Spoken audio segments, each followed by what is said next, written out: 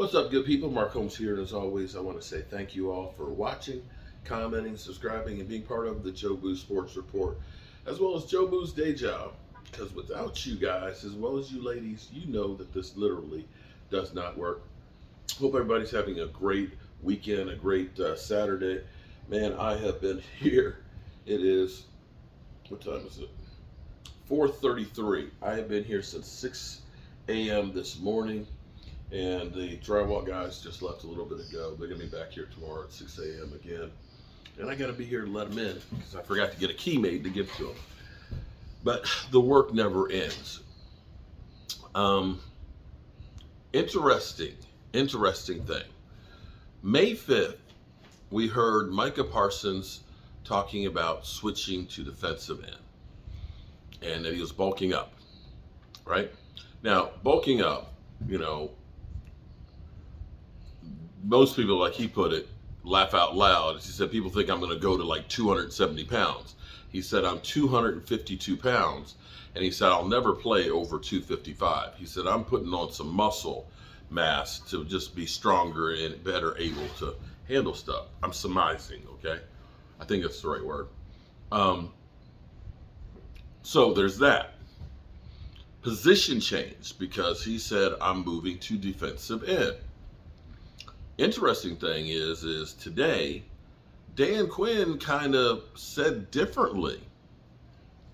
He said, Dan Quinn, and again, I'm surmising here, that Dan Quinn said he is a pass rushing linebacker and that there is no shift or position change. If there's a position change, you come talk to me. So I don't think that there's anything in there. I think that was basically him clarifying that he's not necessarily a full-time pass rusher, and I'm the one that makes that call. Let's hope that there's not a rift there between Micah Parsons and Dan Quinn. It's funny because I'm taking a break here. I just got back and I'm getting ready to mix some lime mortar. I realized something about myself is I get bored easy. And so I kind of have to change. If I do the same thing over and over again, I literally lose my mind. So I have to do some of this and then go on to something else and then come back to it, so to speak. I know it's crazy, but with the weather out here, it's been raining off and on. And when we bought all the materials for the drywall guys, I bought the framing lumber for the deck. And I didn't want to put the framing deck lumber out there for somebody to steal, or for it to bake in the sun and dry up on one side and shrivel up and cull. So I've started framing out the deck, but then of course the rain comes. So then I come back in and I'm working on, smooth leveling out the walls a little bit more for the drywall guys. So that way when they hang the drywall, it's not, the old wood that's crooked. Old wood gets crooked. So I'm working on that, and I just need a break. So I'm going to mix up some plaster and just fill in some, so that way it can have some time to dry for a couple of days, and I'm doing something different so I don't lose my mind. But before I read about Dan Quinn talking about Micah Parsons, I was thinking about how hard Micah Parsons is looking, and thinking about, say, Chase Young. Chase Young, who they decided, we're not putting the 5th-year option on you, bro. This is a prove-it time for you. We don't want to invest any more money until we see what you are. And this is the thing that happens to a lot of great players, or potentially great players, is they've been the big fish in the little pond in college. They come to the NFL and they have success early on. And then you get this attitude that this shit's easy. This is no different than what I did in college. And they don't necessarily put the work in the same way that they did before. And I had heard people talking about, he kind of hung out at the club with the ladies and everything else and didn't really put in the work. And his rehabbing wasn't great. You can't say that about Micah Parsons. You can say Micah Parsons is wearing, Philadelphia 76ers jersey and going back to Philadelphia and his roots and everything else. You might want to try and question whether or not he does have feelings for the Philadelphia area and things. But you cannot question that man's worth ethic. We would always see a few videos of Zeke Elliott, running and everything else. You seeing him with Wadsworth working out, a great offensive tackle, just retired. In fact, when Tyron Smith went out, we were like, yo, Wadsworth, would you like to come play for the Cowboys? Like, talk to my wife. I don't make those decisions. That's on her. But he's working out with him. You've seen him working out with boxers, okay? You've seen him working out with Jamar Chase and Deuce Vaughn, doing drills. This guy is a man on a mission. And I think what's happened is, we got 2 All-Pros, Rookie of the Year.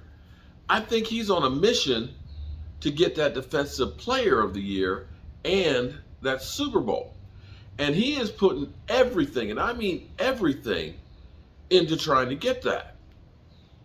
And he's at the point of almost being obsessed with working out.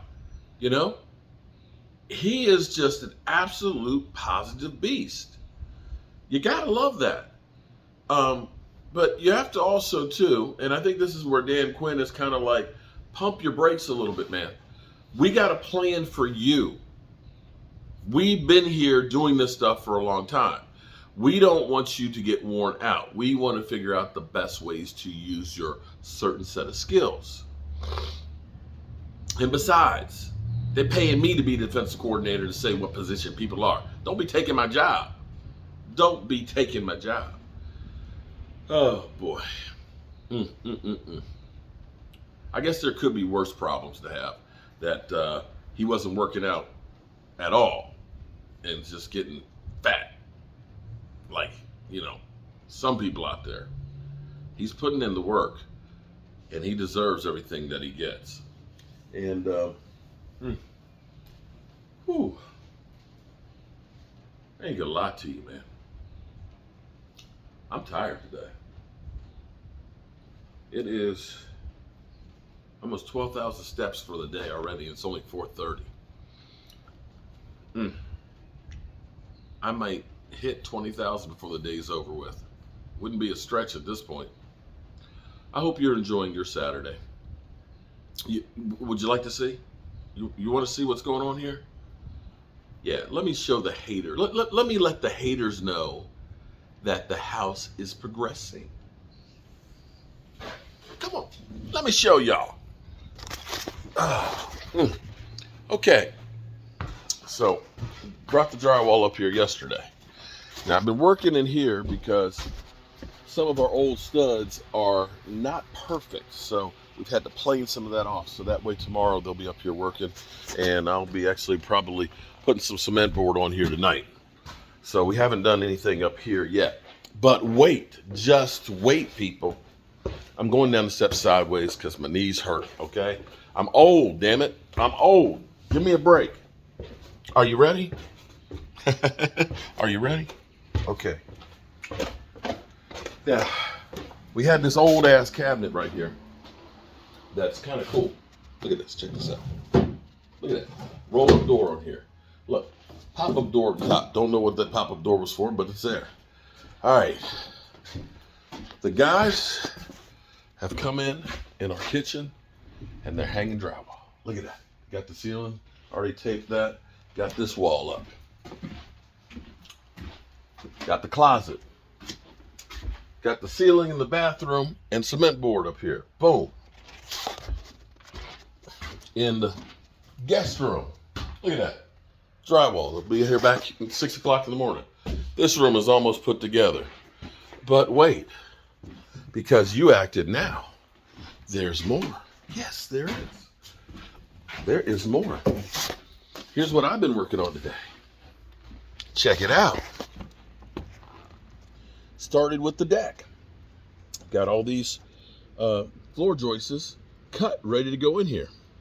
And I'll probably put them in here before I leave today. Yeah. And by the way, it's just me here right now. That's right. It's just me. And I'm enjoying the peace and quiet. I'm glad my neighbors aren't noisy over there at the cemetery. They're quiet. They don't play loud music or anything. Best neighbors in the world. All right. But doesn't that look nice? Look at the old brick in the ceiling. Yeah, we putting in the work like Micah Parsons. Peace.